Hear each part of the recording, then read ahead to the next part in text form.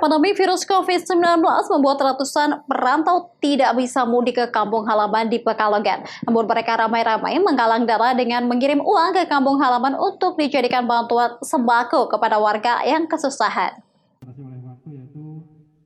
Pandemi virus COVID-19 mengundang kepedulian Persatuan Warga Sinango, Perwasi, Desa Sinango Prendeng, Kajen, Kabupaten Pekalongan. Kepedulian pengurus Perwasi dengan memberikan bantuan terdampak penyebaran virus corona karena penghasilan warga berkurang. Perwasi sendiri merupakan persatuan warga yang bekerja merantau baik di Jakarta maupun di kota-kota besar di Jawa Barat. Bantuan sendiri berupa 1 paket sembako berisikan beras, telur, minyak goreng, teh, dan roti. Sebanyak 280 paket dibagikan kepada warga kurang mampu. Aksi peduli tersebut ternyata tidak kali ini saja, melainkan sudah berjalan dan terprogram tiap tahun untuk mendukung pemerintah desa. Selain bantuan sembako, tahun sebelumnya juga dilaksanakan santunan bagi yatim piatu dan warga tidak mampu. Baru dapat apa? Udah pernah? Udah pernah. Udah pernah ya? Iya. Ini tiap tahun ya? Iya. Kalau bantuannya apa aja tuh Bu biasanya Bu yang didapat? Biasanya uang, sembako. Iya. Pengurus Perwasi, Catur Rahman, menyampaikan bahwa bakti sosial sudah biasa dilakukan para perantau jelang Ramadan dan Lebaran. Namun karena mereka ada yang tidak pulang kampung halaman karena pandemi, akhirnya disepakati dengan membagikan sembako kepada warga tidak mampu. Khusus hari ini sumbangan dananya berasal dari anggota Perwasi itu sendiri dan juga ada beberapa donatur dari luar. Sumbangan tersebut berupa konsumsi dan yang lain-lain.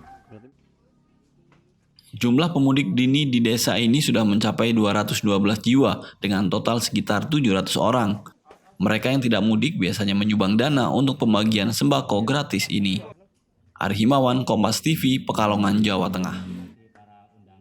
Ya, saudara, guna memenuhi kebutuhan alat pelindung diri atau APD medis sejumlah rumah sakit di Kota Tegal, pemerintah daerah setempat melalui Dinas Tenaga Kerja dan Perindustrian menggandeng Lembaga Pelatihan Kerja atau LPK. LPK tersebut diberdayakan untuk memproduksi APD bagi petugas medis yang menangani wabah COVID-19.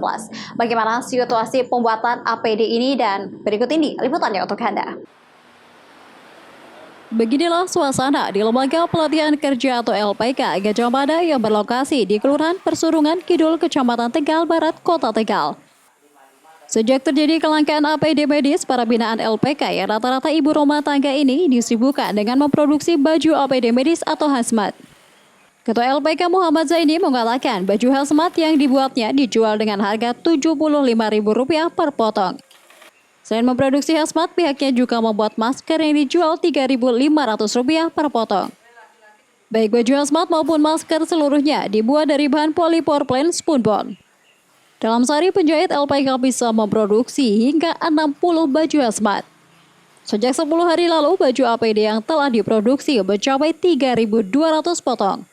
Sejauh ini, APD dan masker yang diproduksi hanya untuk memenuhi kebutuhan rumah sakit dan petugas medis yang ada di Kota Tegal. Ada permintaan kita karena banyak yang kerja di rumah, karena ibu-ibu untuk kerjaan tambahan, maka sistemnya freelance. Jadi kita permintaan berapapun siap, tapi adanya koordinasi baru bisa menjawab. Kalau sementara saya siap 1 hari itu 60, tapi ketika diminta bantuan sehari 100, insya Allah bisa.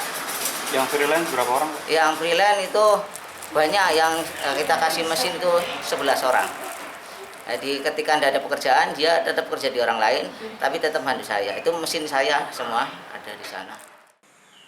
Kepala Dinas Tenaga Kerja dan Perindustrian Kota Tegal, Heru Setiawan, mengatakan baju APD tersebut sudah sesuai standar medis yang ditetapkan.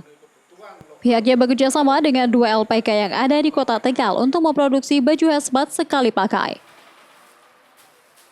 Oleh pimpinan untuk mendayagunakan lembaga pelatihan keterampilan yang ada di Tegal, karena kita tidak punya balai latihan kerja atau BLK.